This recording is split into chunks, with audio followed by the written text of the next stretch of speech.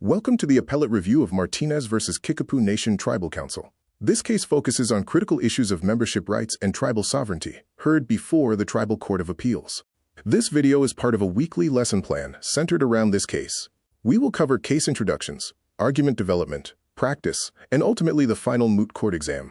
The case involves four legal pillars: custody under the Indian Child Welfare Act, probate disputes, protection of cultural property, and the bounds of tribal sovereignty. The appellant is Ruben Martinez III.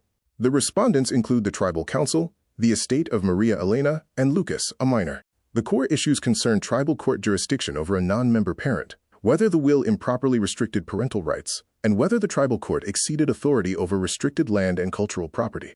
We are reviewing the backgrounds of the parties: Lucas, the enrolled Kickapoo child; Maria Elena, the deceased mother and cultural leader; and the non-Indian father, Ruben Martinez III.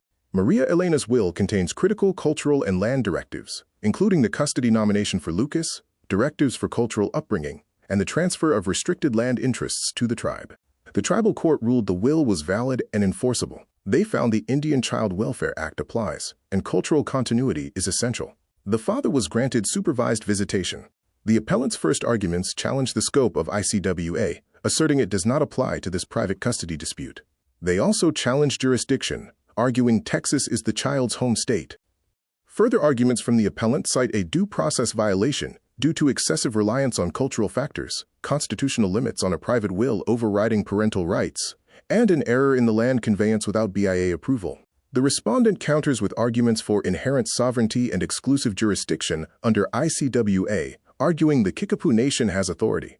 They also assert a compelling tribal interest in the cultural upbringing and note the father's established personal jurisdiction. Comparing the theories, the appellant advocates for state-centric legalism, relying on Texas law and constitutional rights. The respondent emphasizes tribal sovereignty and continuity, stressing inherent rights and ICWA's exclusive jurisdiction. This case is significant, as it clarifies core themes in tribal law: the limits of tribal sovereignty, probate and cultural property law, and the balance between parental rights and compelling tribal interests.